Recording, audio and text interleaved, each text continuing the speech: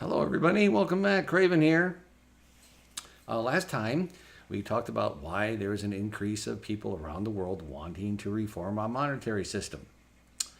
So, first off, there's a famous quote, and this is from Mayor Rothschild. And I'm sure many have seen this before. Um, Let me issue and control a nation's money, and I care not who writes the laws. Now, I have never researched if he actually really did say this, or how they know he actually said this, or if he even did say this, but it doesn't matter because it's true. It doesn't matter who makes the laws. Here's another quote that is verified. This is from Napoleon Bonaparte. When a government is dependent upon bankers for money, they, and not the leaders of the government, control the situation, since the hand that gives is above the hand that takes. What was he saying? The hand that lends is always above the hand that borrows. Unless you have the power to create money, you will always be subordinate.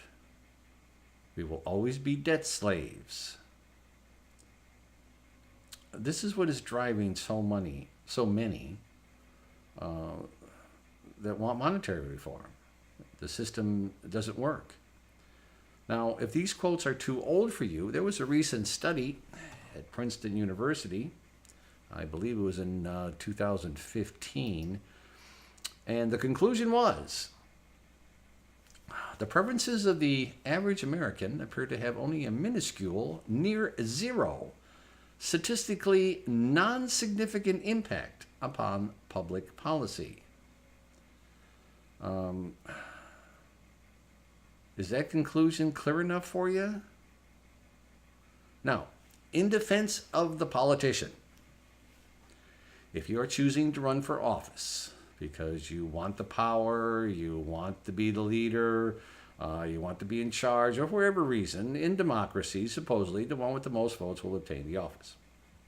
So it is assumed that the voters are the ones that have the power. Now, if you're like the majority of people around the world that believe that you don't have any power, that your legislators are not responding to your wishes, and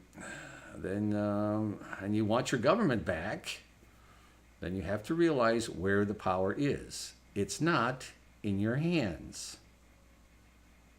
If you believe you can achieve reform on a national scale, I'll give you two examples of why you can't.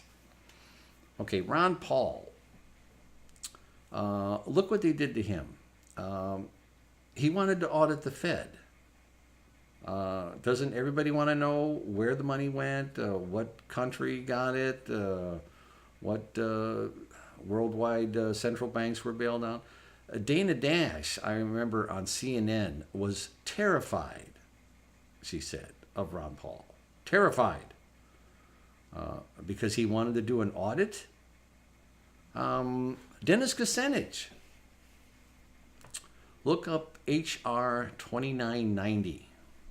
That was his bill to nationalize the central bank. Kucinich's own Democratic Party in the Ohio Assembly gerrymandered his district away.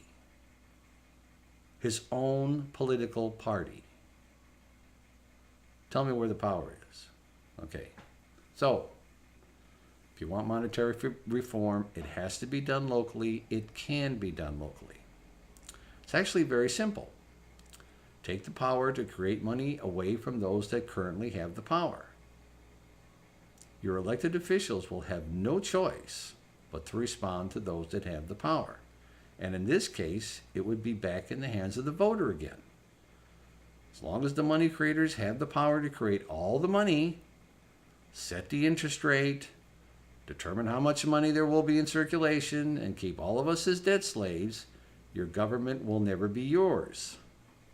Politicians can only respond to where the power is. So it's up to you. Get involved, join a group,